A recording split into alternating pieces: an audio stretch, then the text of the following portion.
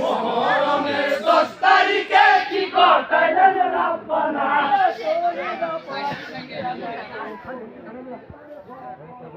বলিটা পাঠিয়া যাইবো বলিতে তার ঘটনা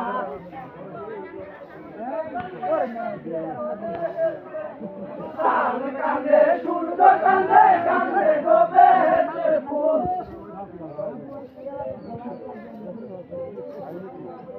পুরাত নদীর ফুলে কান্দে কান্দে গো মোহাম্মদ